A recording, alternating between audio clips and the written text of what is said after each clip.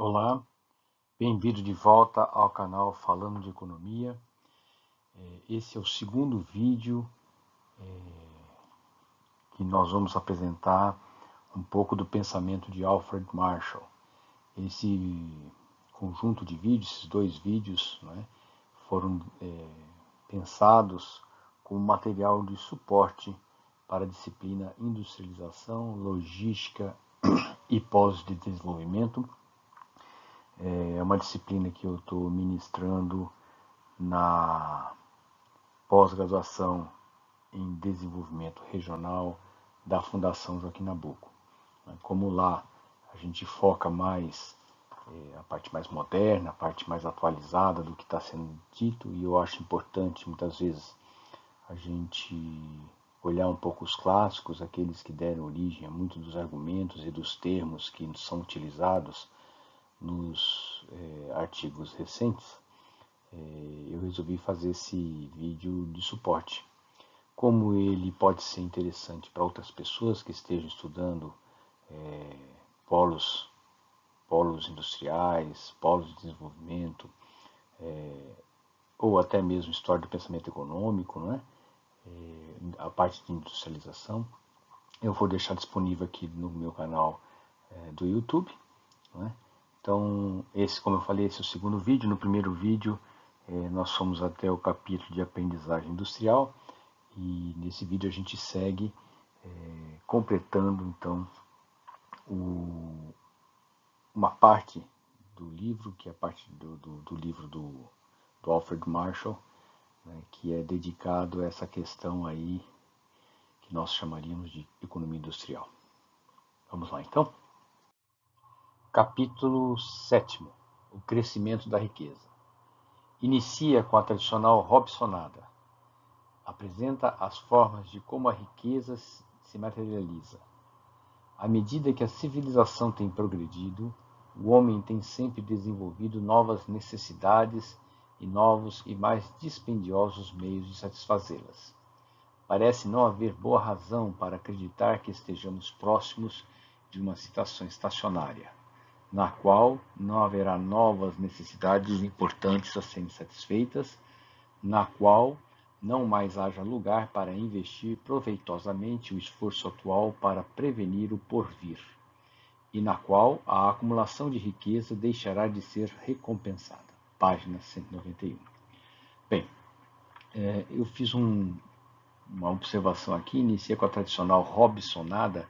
Isso aí é uma crítica que Marx faz a boa parte dos economistas liberais que vão buscar no clássico Robinson Crusoe uma tentativa de explicar a teoria econômica, ou de dar um fundamento à teoria econômica que eles estavam fazendo. Como funciona isso? Em geral, eles iniciam capítulos como esses, que vão falar sobre a riqueza, tentando fazer um resgate histórico. Mas esse resgate histórico, em geral, não trata de sociedades específicas, mas sim de uma sociedade hipotética, mais ou menos parecido com o que se tem notícia das sociedades históricas. Por isso, então, o termo Robsonada. Isso é importante para a gente aqui, porque ele está preocupado em como que a riqueza se materializa.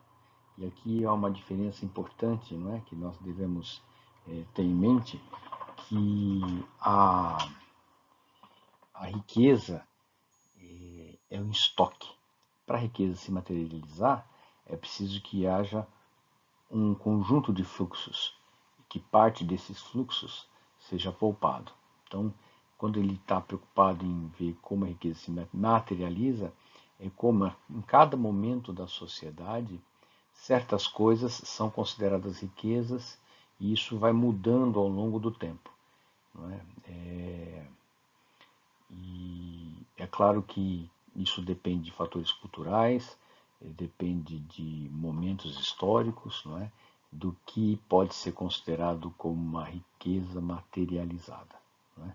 É certo que algumas formas de riqueza são quase que atemporais.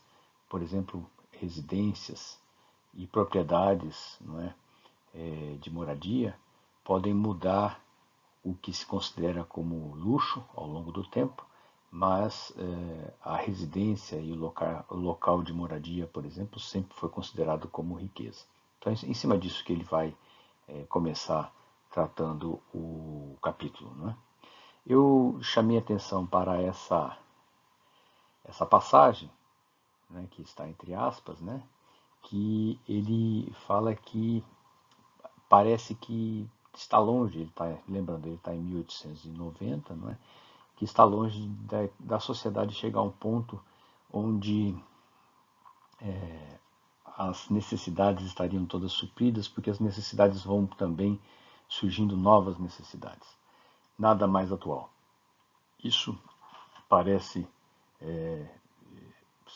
poderia ser falado da sociedade atual nossa, dessa questão de estarmos sempre inventando coisas novas que vão gerando novas necessidades. É certo que hoje em dia há um debate que não existia naquele tempo, né, da questão do suporte da terra ao consumo desenfreado que a gente tem, a questões ambientais e a necessidade de se pensar um consumo mais ambientalmente correto. De toda sorte, para nós, em termos de teoria econômica, é importante que naquele mesma época, né, Marshall trabalha muito com equilíbrio parcial, ou seja, ele olha oferta e demanda em uma determinada indústria, mas naquele mesma época estavam surgindo teorias de equilíbrio geral. E essas teorias de equilíbrio geral, daquele momento, que estavam as primeiras teorias em elaboração, né, os teóricos daquele momento, essas teorias chegam a uma situação de equilíbrio geral, um equilíbrio geral onde há uma produção e o acúmulo, a poupança, né, aquilo que não é consumido, na verdade é transformado em um consumo produtivo, quer dizer, é transformado em novos meios de produção para repor a depreciação, repor desgastes dos equipamentos. Então, de uma certa forma, ele está aqui criticando de forma lateral, né, uma parte da teoria econômica da época que vai levar a esse entendimento do equilíbrio geral. É certo que as teorias de equilíbrio geral foram, ao longo do tempo, se desenvolvendo e, de alguma maneira, incorporando o crescimento econômico, mas elas ainda estão, e talvez até cada vez mais, dominando o mainstream econômico. Né? Hoje nós vemos grandes modelos de equilíbrio geral computável, né, e que tem, de uma certa forma, por ter origem nas teorias de equilíbrio geral, alguma coisa de que encaminharíamos para um steady state, para um estado estacionário. Esse estado estacionário pode ser com alguma taxa de crescimento do PIB, não é?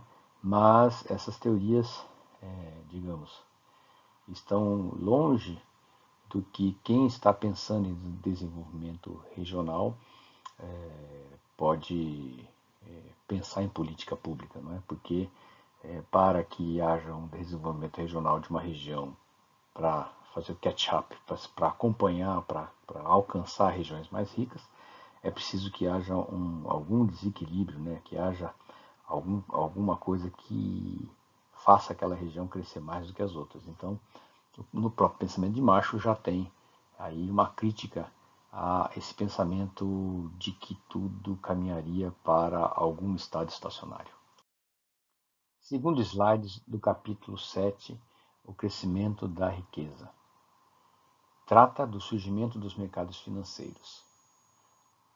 1. Afeta a forma como guardam as riquezas e como se realizam os investimentos. E 2. Afeta também os padrões de consumo. Ao mesmo tempo, o mercado de capitais diminui a importância que os economistas dão aos investimentos de formação de trabalhadores. Entre aspas, qualquer mudança na distribuição da riqueza que dê mais aos que percebem salários e menos aos capitalistas é capaz, em igualdade de outras circunstâncias, de acelerar o crescimento de riqueza material e não retardará de forma perceptível a sua acumulação. Página 202. Tece comentários sobre a relação entre a taxa de juros e os incentivos ao trabalho e à aposentadoria. Usa o argumento de que altas taxas de juros desincentivam os empreendimentos produtivos para defender que os ganhos com o trabalho sejam priorizados. Bem,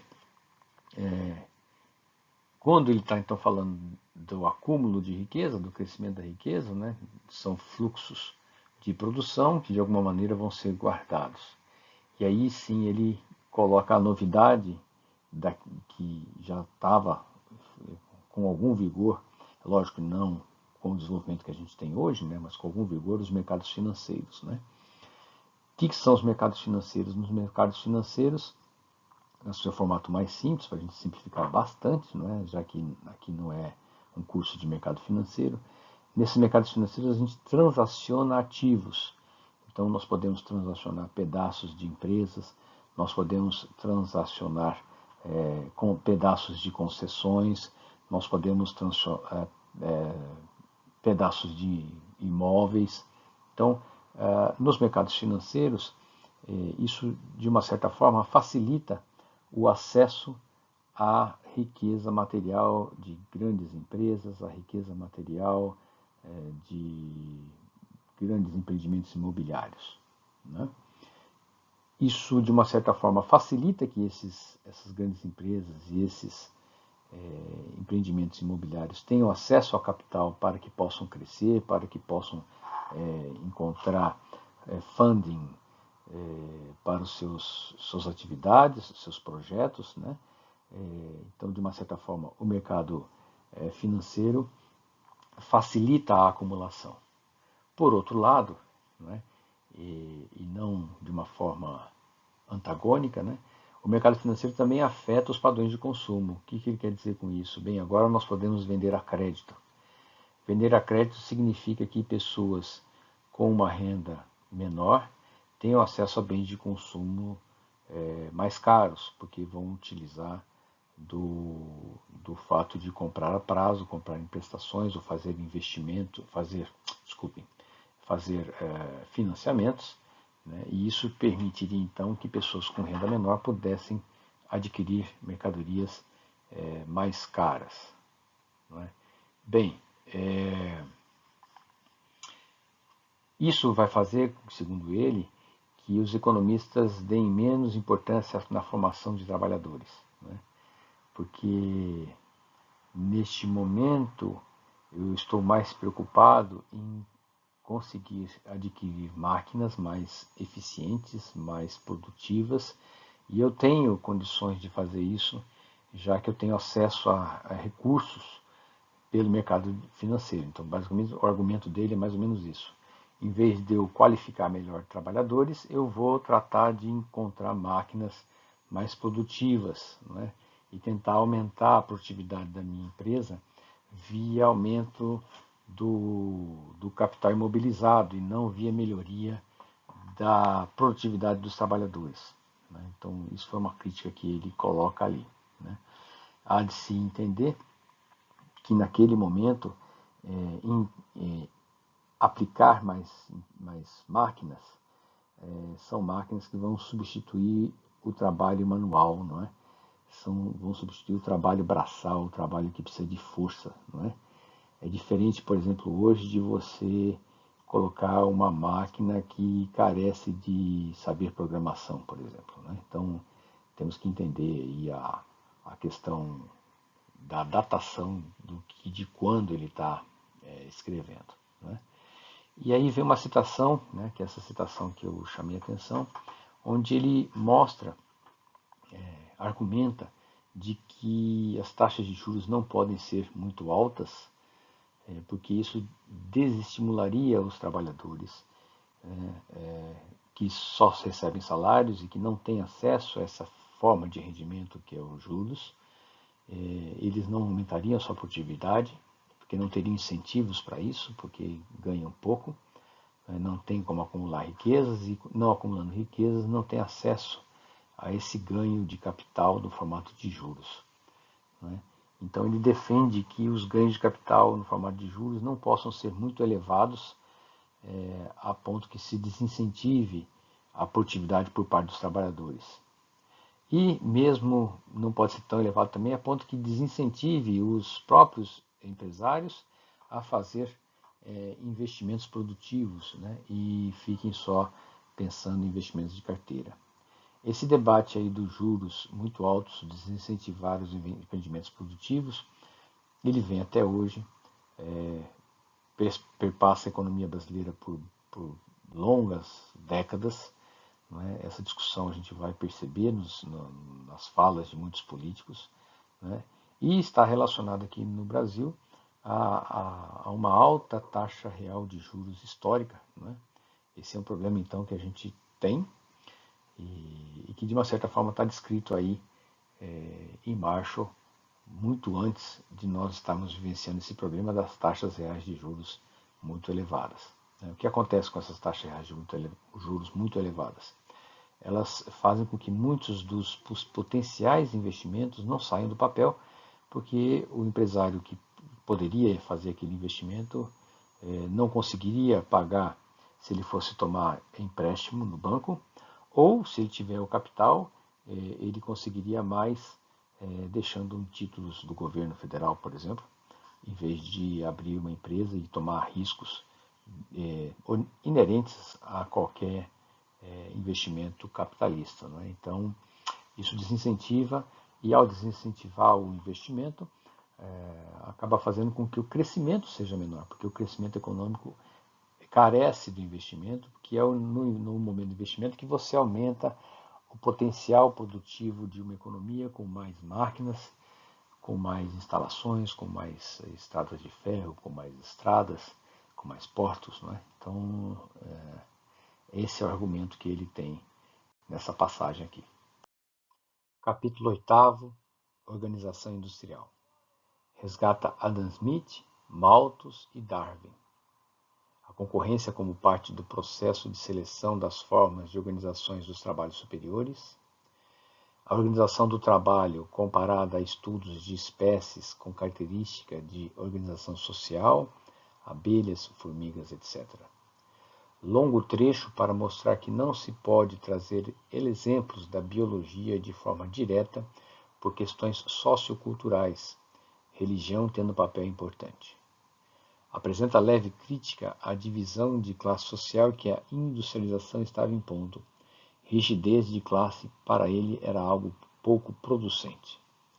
Em sua crítica, opõe-se à vulgarização do conceito de mão invisível. Não é qualquer nova organização produtiva mais produtiva que será socialmente melhor. Para ele, a distribuição equitativa da riqueza era importante. Bem, e ele vai gastar alguns capítulos com esse tema que ele chama organização industrial.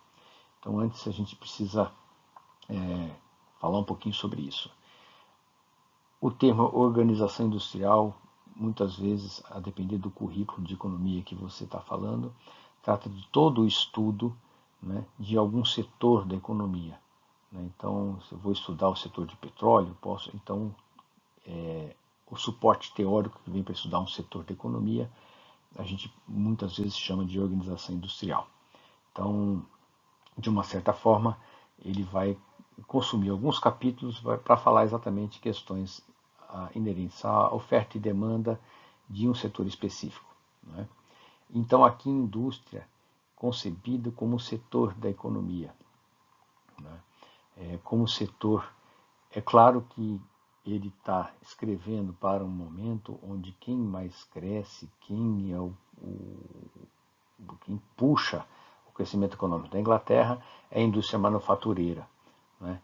Então, de uma certa forma, boa parte da teoria que sai dele e de muitos outros autores da organização industrial estão focados na indústria manufatureira.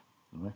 No nosso curso, a gente vai abordar outras visões de indústria, visões um pouco mais modernas de indústria, mas fica aí apenas sobre essa dica aí, de que neste momento o foco é a indústria manufatureira, mas alguns desses conceitos podem ser estendidos para outros formatos econômicos, né? Ele vai citar explicitamente Adam Smith e Malthus e implicitamente Darwin. Bem, vamos ter que falar um pouquinho. O Adam Smith já tem um capítulo, um vídeo no canal que eu falei um pouquinho do Adam Smith, né? Falei da importância da localização dos estabelecimentos para o Adam Smith, que é algo menos importante no seu livro, mas é importante para a nossa disciplina. Mas Adam Smith é criador do conceito de mão invisível e grande defensor, um dos primeiros grandes defensores do liberalismo econômico, da liberdade de transações, se opondo à prática, então, vigente do mercantilismo, onde o Estado controlava a atividade econômica com mão de ferro, né? E muitas vezes estados até absolutistas. Então Adam Smith vai contra isso, pregando o liberalismo econômico e concebendo um conceito que nós conhecemos hoje como mão invisível, né? Malthus é um dos autores que é clássico, o principal pensamento dele, que é citado e que é muito coisa, é a ideia de que a população cresce em progressão geométrica e a produção em progressão aritmética. Com isso, então, no longo prazo, faltaria alimento para as pessoas, não é? Então, Malthus era bastante pessimista com o futuro da humanidade, né? E Darwin é o pai da evolução das espécies, que, de uma certa forma, influencia muito o pensamento dos economistas liberais mais clássicos, né? Por quê? Está exatamente nessa questão aí, da concorrência como parte do processo de seleção das formas de organização do trabalho superiores, né? Ou seja, aquelas empresas que conseguem ser mais produtivas, ser mais produtivo significa ter custos médios menores, elas podem vender a preços menores e, ao fazer isso, conquistam mais espaço, né? Obrigam as empresas que são menos produtivas a baixar o preço, e ao abaixar o preço, as empresas menos produtivas começam a fazer prejuízo e vão à falência. Então, é a lei do mais forte. Ao fazer isso, aquelas formas, aquelas organizações, aquele formato de organizar as empresas mais eficientes acabam expulsando as formas de organização menos eficientes. É lógico que aqui não está preocupado com a inovação, mas aqui cabe a ideia da inovação. Então, quem consegue inovar e com essa inovação ser mais produtivo ou capturar maior parte do mercado do que outros, essa empresa inovadora vai de uma forma suplantar as menos inovadoras, né? Então, isso é um pensamento que, de uma certa forma, vai puxar em Darwin no seu pensamento da seleção das espécies, né? E vai ser incorporado para o raciocínio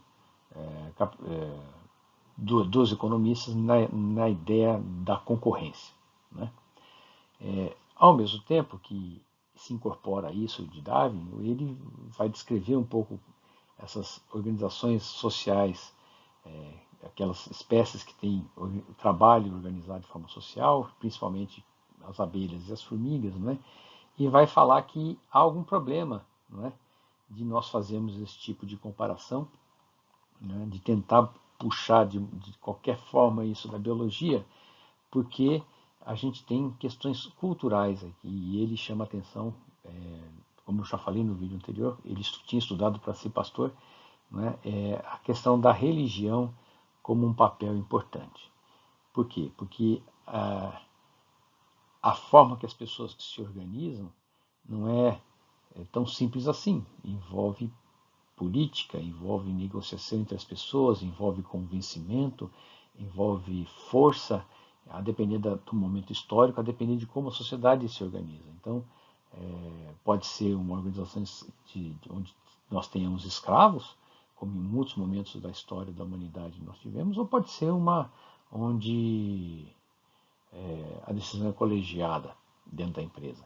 Então, essas várias formas vão depender também de como é a cultura que se desenvolve tanto dentro da empresa quanto na sociedade, e principalmente na sociedade. Né?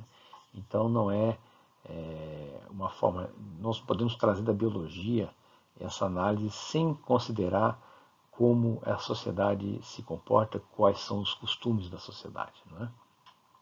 E isso é importante para a gente, né, ter em mente essa questão de como são os costumes da sociedade, porque quando nós estamos falando de desenvolvimento regional, nós não podemos esquecer que a cada região nós temos costumes diferentes, principalmente num país como o Brasil, costumes diferentes, comidas diferentes, grupos de interesse diferentes, né, como esses grupos de interesse interagem de forma diferente. Então, isso mostra, apesar de ele estar falando da biologia, já fica um ensinamento para a gente de que não é tão simples assim transpassar experiências de um local para outro por conta dessa questão aí sociocultural da região. Né? Ele também faz uma crítica ele está olhando a sociedade inglesa daquele momento e vendo que está surgindo nessa sociedade uma rigidez de classe. O que é isso? Aquela pessoa que nasceu operário, o seu filho vai ser operário, o seu neto vai ser operário, não é? E ele vê isso como uma rigidez de classe, quer dizer, pouca probabilidade de um operário passar a ser um capitalista. Vamos lembrar, na revolução, quando o absolutismo vai perdendo força, que vai começando o capitalismo, muito dessa burguesia nascente eram esses servos que vão passar a ser grandes capitalistas. Então é um momento que a gente vem de um momento onde houve uma ascensão social possível, e essa ascensão, inclusive, essa ascensão social que vai acabar com o absolutismo, mas ele está vendo que ao mesmo tempo que veio de um momento de ebulição, de possibilidade da pessoa ascender socialmente, isso está tornando-se rígido novamente. E para ele ser contraproducente, por quê? Porque uma pessoa, para ele, que nasce e não espera uma vida diferente do que seus pais, essa pessoa não vai ter garra, não vai ter desprendimento para o trabalho do que ela teria se ela tivesse minimamente a esperança de que com dedicação ao trabalho ela seria recompensada de uma ascensão social. Não é? Então, por isso que ele critica o que ele chamou de vulgarização do conceito de mão invisível, para dizer o seguinte: não é qualquer forma de produção que apareça que vai ser melhor em termos sociais. Né? Ela pode ser até mais eficiente em termos econômicos, mas não necessariamente em termos sociais. Capítulo 9. Organização industrial, divisão do trabalho, a influência da maquinaria. Ele dividiu esse capítulo, o tema, em subtópicos: alta gestão versus gerência operacional, divisão do trabalho no processo fabril e adoção da maquinaria, localização da indústria, concentração da propriedade larga escala e alta gestão. Então serão alguns capítulos para subdividir esse argumento, cada capítulo para explicar um ponto desses. Né? Ele inicia com longa digressão sobre o que podemos chamar de learn by doing, busca seu argumento na fisiologia, diretamente aplicável em trabalhos manuais repetitivos, mas o obriga a algum esforço de retórica nas funções intelectuais. Questão da subdivisão do saber científico, fonte para a divisão do trabalho na alta gestão. Longa digressão para sair da especialização do trabalho manual para sua substituição por máquinas. Bem, como eu falei, ele vai tentar analisar cada parte dessa questão aí da organização industrial, da divisão do trabalho principalmente, não é? Influenciado pela introdução da maquinaria. Então ele vai dividir em vários pontos e faz uma digressão que hoje a gente poderia resumir com o termo learn by doing, que é a repetição de uma atividade manufatureira vai fazendo com que a pessoa ganhe aquela habilidade específica, e isso vai fazendo com que ele se torne cada vez mais produtivo. De uma certa forma, aqui ele não está inovando, aqui ele está meio que copiando o Adam Smith, que nós já falamos em um vídeo anterior. Não é? Então, basicamente, ele está olhando a questão dos trabalhos manuais repetitivos. Não é?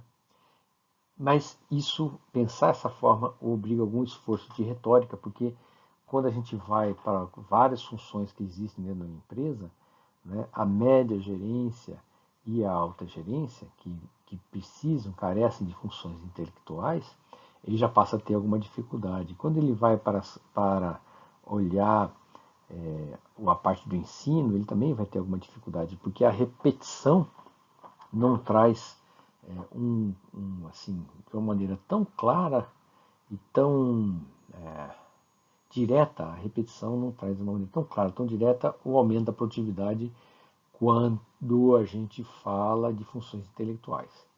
Né? Então ele é obrigado a fazer vários exemplos e mostrar então como a repetição, como a experiência vai fazer com que se melhore o aprendizado ao fazer, né, em funções intelectuais. Né? Ele vai olhar também o saber científico, por causa dessa necessidade dele de mostrar os vários tipos de aprendizado que vão ter, não é? E da divisão do saber científico que ele vai tratar aí da questão da divisão do trabalho da alta gestão. Né? Então, as pessoas que se especializam nas finanças da empresa, pessoas que se especializam na parte operacional de produção da empresa, das pessoas que se especializam na parte de comercialização, de marketing da empresa, não é? Então essa subdivisão de trabalho que tem na alta gestão, ele vai buscar a origem na subdivisão do saber científico. De uma certa forma, isso perdura até hoje, né? Apesar de que hoje já está se esperando de pessoas com capacidade de trabalhar em equipes multidisciplinares. Mas isso está longe do que ele tratou ali. Ele apenas tentou buscar o porquê que a alta gestão se subdivide em especialidades e vai buscar isso num paralelo com o saber científico. Né? E aí ele faz uma digressão, né, para como a especialização do trabalho manual permite que esse trabalho manual seja substituído por máquinas. Não é? Essa digressão dele, a gente poderia usar algo parecido para hoje, quando a gente substitui o capital intelectual por computadores. Mas isso não é tema do Marshall e dá para a gente fazer um vídeo só sobre isso. Né? Então vamos seguindo aqui com a leitura do Marshall. Segundo slide do capítulo 9, Organização Industrial, Divisão do Trabalho, a influência da maquinaria. Introdução de maquinaria, ampliação do tamanho das fábricas. Trata da padronização das peças antes de Ford. Abre aspas. A importância desse princípio das peças intercambiáveis só recentemente teve o devido reconhecimento, mas é provável que essa inovação contribua mais que qualquer outra para estender o uso das máquinas feitas mecanicamente a todos os ramos da produção. Página 223. Trata do aumento da produtividade pela introdução da máquina. Trata da transformação do conteúdo do trabalho. Ao final do capítulo, apresenta o conceito de economias externas e internas. Bem, é claro que se eu estou introduzindo maquinaria, e lembrando, essa maquinaria, naquele momento, é movida principalmente a vapor, então você tem queima do carvão para gerar vapor, e essa força vai ser transmitida para as máquinas. Isso implica que as fábricas vão crescendo, são grandes em tamanho, precisam ser grandes em tamanho. Então, ele vai mostrar que a pequena oficina do artesão vai se transformando em grandes fábricas, e até porque o acúmulo de capital vai permitindo que você tenha vários e vários oficinas dentro do mesmo ambiente. Não é? E aí tem uma passagem importante para para a disciplina de industrialização, que ele já percebe que com a introdução das máquinas acaba surgindo a possibilidade da padronização, ou seja, essas peças vão ganhando alguma padronização e essas peças podem ser usadas em várias máquinas. Então, por exemplo, um rolamento, esse rolamento pode ser usado em diversos, o mesmo rolamento pode ser usado desde num carro, numa bicicleta, num trator, numa plantadeira, numa colheitadeira, o mesmo rolamento. Isso faz então com que para ele, não é? Isso ainda estava começando a se entender isso, mas que ainda se haveria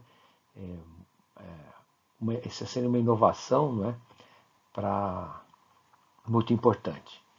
Quando a gente estuda a segunda revolução industrial, a gente vê que é exatamente em cima da padronização que Ford vai propor a linha de montagem e isso gera então a segunda revolução industrial. Então, Marshall teve a percepção de olhar nessa questão de que a introdução da maquinaria gera a possibilidade de peças sempre iguais, peças padronizadas.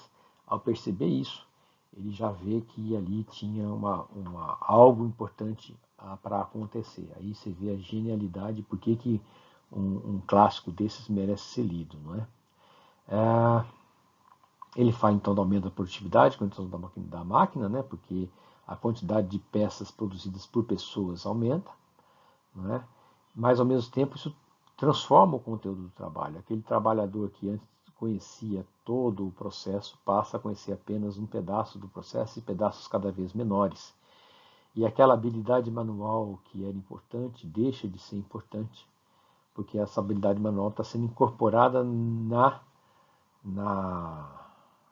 máquina em si. Mais ainda, né?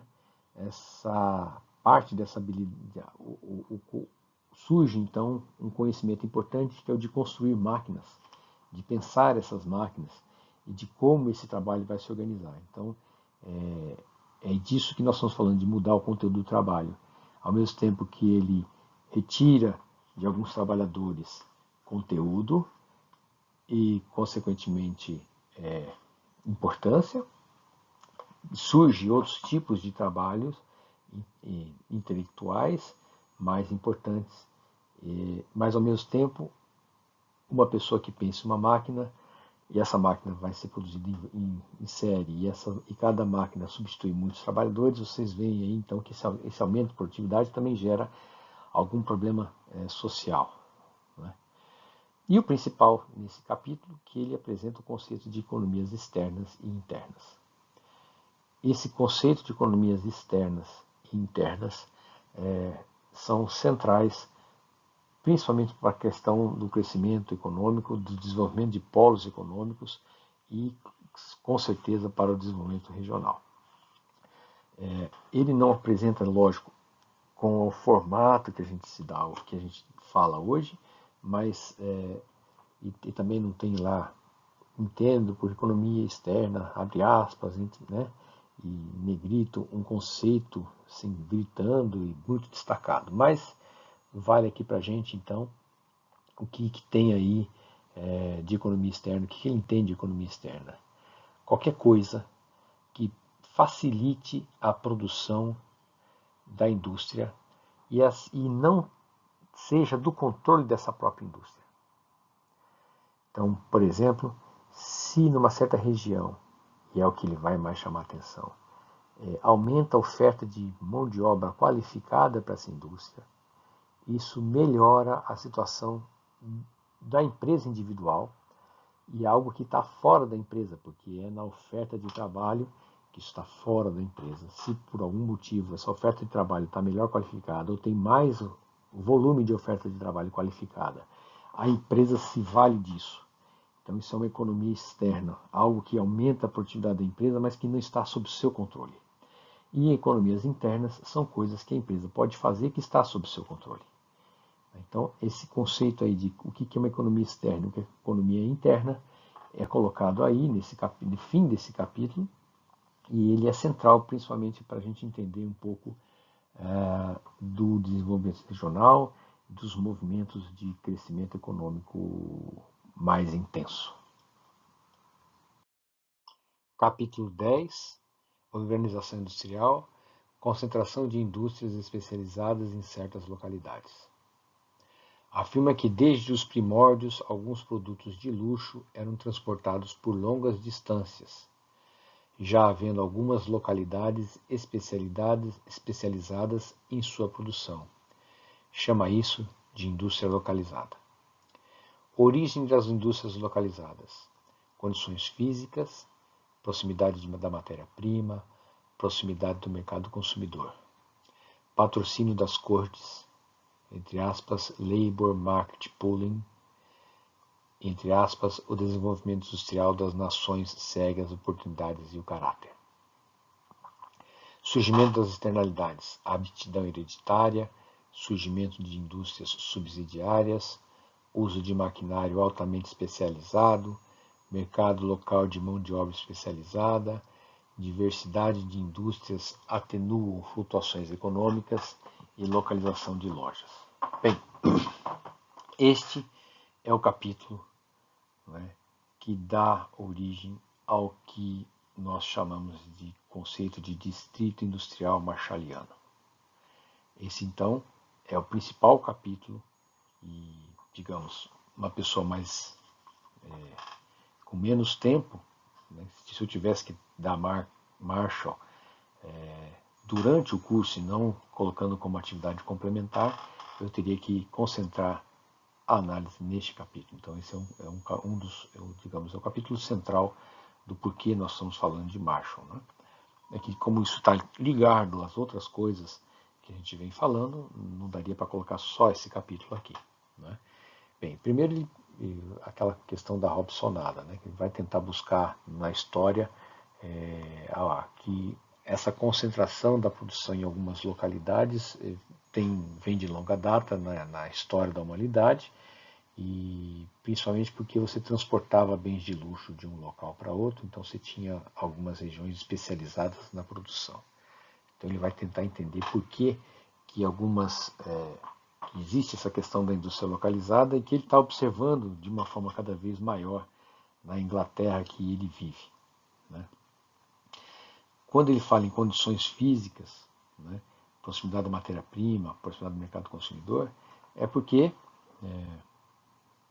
muitas vezes há uma importância muito grande na matéria-prima para que ocorra aquela produção. Então, por exemplo, se nós pensarmos que alguns minérios estão localizados em pontos específicos, se é muito caro transportar esse minério na forma de minério, na forma que você extraiu da natureza, e é mais barato já transformá-lo naquele local e transportar a coisa transformada, então a indústria vai se localizar próxima à matéria-prima.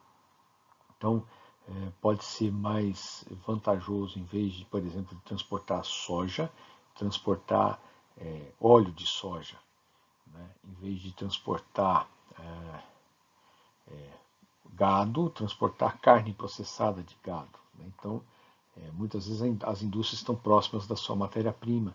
Isso tem muito a ver com indústrias da linha do agribusiness, que as vinícolas têm que estar próximas da produção do vinho e da uva, que necessariamente tem questões climáticas e de solo que fazem que não é em qualquer localidade que você vai ter boa produção de uva. Então essa é uma explicação do porquê das indústrias localizadas, que é basicamente trivial. Outro ponto é o mercado consumidor. Então você pode instalar fábricas, indústrias próximas aonde as pessoas vão consumir aquilo que você está fabricando, principalmente se o transporte do que você está fabricando é um transporte muito caro. Então faz sentido, por exemplo, você ter indústrias de sorvete, vamos assim dizer, próximas a grandes concentrações urbanas e não longe, e você ter que transportar esse sorvete para chegar onde vai ser consumido, que são grandes concentrações urbanas. Então tem essa questão também que muitas vezes é o mercado consumidor que puxa a existência da indústria, né? Outro ponto que ele chamou a atenção é que é o patrocínio das cortes.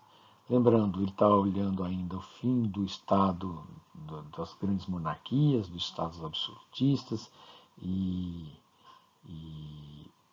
ou então na Inglaterra, que de uma certa forma a rainha tem até hoje, né? Quer dizer, a questão da monarquia existe até hoje na Inglaterra.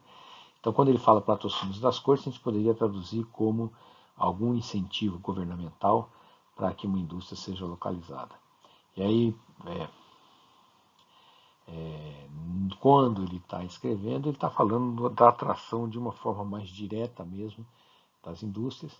E hoje, se a gente traduzir isso para os nossos dias de hoje, para os tempos da Sudene, que é um exemplo que seria natural, algum incentivo fiscal, algum incentivo financeiro, algum incentivo até de doação de terreno para que essas indústrias sejam localizadas especificamente em algum ponto, né? Outro ponto que pode fazer com que as indústrias localizadas apareçam é o que esse termo foi cunhado bem mais tarde por Krugman, né, que lendo Marshall, né, citando Marshall, ele usa esse termo de Labor Market Pooling, que numa tradução livre seria com a presença de algumas indústrias, isso vai gerando um mercado de trabalho, isso vai atraindo pessoas para esse mercado de trabalho e de uma certa forma atrai mais gente, mais indústrias, porque ali tem mais gente, e esse mercado de trabalho mais desenvolvido acaba sendo uma possibilidade de fazer com que cresça ainda mais o número de indústrias, facilite a existência dessas indústrias, né? Que esse é um termo então que se usa na linha de economia regional de Labor Market Pooling.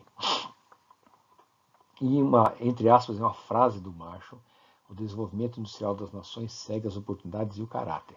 Então ele chama de novo a questão do caráter, que seria uma maneira de chamar de que a cultura das nações, a cultura das pessoas, como as pessoas veem o trabalho, como as pessoas veem a disposição para o empreendedorismo, são cruciais para que as indústrias sejam localizadas ou num país ou em outro, né? Então, esses são o porquê das indústrias localizadas e, basicamente, todos esses porquês aí estão ligados com questões de externalidades. Como assim? Se a gente pensar em patrocínio das cortes, quer dizer, o governo ou o reino, quando está falando em cortes, né, a rainha da Inglaterra, né, o rei da Inglaterra, ao patrocinar uma certa indústria, ele está incentivando, ele está gerando economias externas às indústrias. Economias externas às indústrias porque essas estão recebendo uma mudança de custo ocasionada por uma influência governamental, né? Então, de onde podem surgir essas externalidades? Primeiro, o que ele chamou de aptidão hereditária. Ele está olhando o trabalho, principalmente o trabalho industrial, manufatureiro, ou seja, ele está olhando onde o grosso da população são trabalhadores da manufatura, onde a habilidade manual e a habilidade do trabalho se aprende ainda muito no próprio trabalho. Então, quando ele está falando de aptidão hereditária, ele está falando o seguinte, que os filhos veem como os pais trabalham, os filhos vivenciam isso no dia a dia, a rede de relacionamentos dos pais é de pessoas que trabalham com a mesma coisa que os pais, então essas crianças aprendem no seu convívio mais jovem a como se dá aquele segmento, quais são, o que tem que ser feito, o que funciona, o que não funciona, quem que é a empresa importante, quem que é a empresa que não é tão boa, quem é um bom chefe, quem não é bom chefe. Isso vai se aprendendo e vai se passando então de geração em geração. Por isso, e ele vai chamar isso então de aptidão hereditária. Esse saber que as crianças vão absorvendo está fora da indústria, então está fora das empresas. Então, por isso ele chama de externalidade.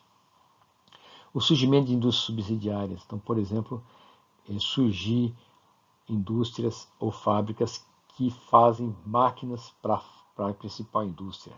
Surgir oficinas que fazem manutenção das máquinas da principal indústria.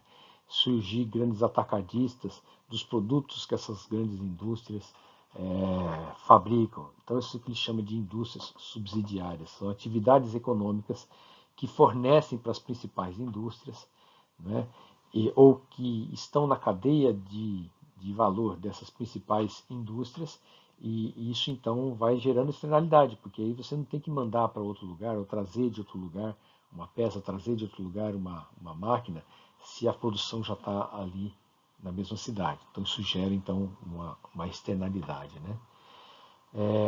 Conforme vai crescendo, você passa a utilizar maquinário altamente especializado, maquinário que foi desenvolvido para aquele exato tipo de indústria, e foi desenvolvido para aquele exato tipo de indústria, porque como ali tem muitas indústrias parecidas, surge a oportunidade, surge pessoas especializadas em pensar essas máquinas altamente especializadas também, né? O mercado local para mão de obra especializada é exatamente isso. Muitas empresas que concentram trabalhadores focados naquilo. Então, se você mora em outra cidade e trabalha num setor, você vai buscar um emprego onde tem mais empregados nesse setor. Para a gente falar um exemplo clássico aqui da economia pernambucana, o polo de confecções do Agreste, há muita concentração da necessidade de pessoas que trabalham com confecções. Pessoas que trabalham na área de costura, na área de corte, na área de lavagem, nos vários processos, fases do processo produtivo de confecções. Então, pessoas que querem trabalhar ou que são especializadas em confecções de outras regiões podem querer se deslocar para lá. Então, essa atração de mão de obra especializada de uma indústria acaba fazendo com que mais gente venha e você tenha sempre mão de obra especializada fácil de ser contratada. Isso é uma externalidade, porque você consegue gente de boa qualidade com um valor menor, né? E essa diversidade de indústrias atenua flutuações econômicas. Então, quando você tem muitas empresas, muitas indústrias, numa mesma localidade, uma suprindo da outra, mas com alguma diversificação, o ciclo econômico vai pegar algumas e não outras. Algumas podem estar inovando e conseguindo mercados externos fora daquela região, fora daquele país, e essas então acabam puxando as outras que estão numa situação um pouco pior.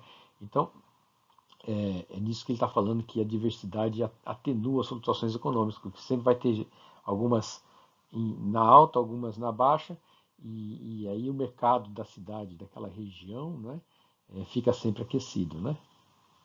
E a localização das lojas, você acaba atraindo para lá lojas que, digamos, vão suprir ou serão supridas pela indústria, né? Isso facilita a comercialização. Capítulo 10, segundo slide, organização industrial, concentração de indústrias especializadas em certas localidades. Abre aspas, qualquer barateamento dos meios de comunicação, qualquer facilidade que surja para a troca de ideias entre regiões distantes, altera a ação das forças que tendem a localizar as indústrias. Fecha aspas. Menores custos de transporte aumentam a tendência à concentração. Aumento da facilidade de migração diminui a tendência à concentração. Seu argumento envolve que pessoal altamente especializado pode buscar implantar indústria em outros locais, mas com potencial para o desenvolvimento da indústria.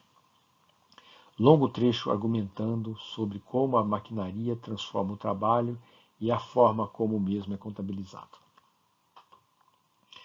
Bem, ele vai chamar a atenção de que quando você barateia os meios de comunicação, principalmente, não é, qualquer facilidade que surja para a troca de ideias entre regiões distantes, bem, ele está olhando aqui telégrafo, tá, gente? Naquele tempo é telégrafo, né? Isso altera a ação das forças que tendem a localizar as indústrias. Então, o que chamar atenção para isso, ele está olhando o telégrafo. As decisões de compra e venda são facilitadas pelo telégrafo. São aceleradas pelo telégrafo. Mas se nós olharmos hoje, né, vai ficar uma pergunta para a gente analisar depois, a atual situação de nós saímos da internet 4 para a internet 5, né, da geração 5 na telefonia móvel, para internet de cabo de fibra ótica na residência das pessoas, né, de altíssima velocidade, né, então nós estamos falando de um barateamento vertiginoso nos meios de comunicação. O que isso vai alterar a localização das indústrias? Fica essa pergunta para quando a gente abordar outras questões lá ao longo do curso, né? Mas a gente já vê que há essa preocupação aí, é lógico, na época, falando do telégrafo, né? Bem, menores custos de transporte aumentam a tendência à concentração. Isso é por quê? Porque se é mais barato levar para as regiões, mais fácil concentrar numa região só. Se é caro levar de uma região para outra, é mais barato produzir próximo às pessoas, né? Então, quanto mais barato o custo de transporte, e aí mais a tendência à concentração. Por isso que há uma certa lógica nessa cadeira de pensar a indústria junto com a questão logística. Ok? Bem, e aqui eu coloquei uma interrogação, né? O aumento da facilidade de migração diminui a tendência à concentração? Bem, a gente estava falando no argumento do slide anterior que a mão de obra seria atraída para aquelas regiões onde tem mais emprego, e então isso nós estamos falando de imigração, aumentar a concentração. Mas ao mesmo tempo ele fala que há uma outra possibilidade, de que o pessoal altamente especializado pode buscar implantar indústria em outros locais. O que ele tá falando aqui? Daquela média gerência que está migrando para a alta gerência, ver oportunidades em outras regiões e se deslocar para essas regiões. Então, o aumento muito grande da densidade de pessoas qualificadas numa região faz com que essa região possa também começar a exportar pessoas muito qualificadas, capazes de produzir em outros locais, quer dizer, tentar passar a ser capitalistas e empreenderem em outros locais, né? E aí vem uma questão interessante que ele, não de forma explícita, né, mas já chama a atenção de que ao mesmo tempo que tem forças que Krugman vai chamar de centrípetas, né, forças que fazem com que a tendência é de concentração, também tem forças centrífugas, que fazem com que se espalhe aquela indústria também se espalhe. Então tem coisas que fazem com que fique cada vez mais concentrado, mas também tem coisas que fazem com que apareçam outros polos em outras localidades. Então, é dessa contradição, aparente contradição que fica aí. Quando se adensa muito pessoas altamente qualificadas que detêm um know-how produtivo, e se você não tem oportunidade para todas essas pessoas podem se deslocar para regiões potenciais e criar outros polos concorrentes a partir de um primeiro polo, né? Outra maneira de pensar nisso é a possibilidade de spillovers, que também não está escrito aí no Marshall, mas fica aí para a gente depois outros momentos da cadeira, que é quando começa a ver o que a gente chama de transbordamento. Uma certa cidade, uma certa região fica muito adensada e acaba espalhando para as regiões vizinhas essa concentração aí, né?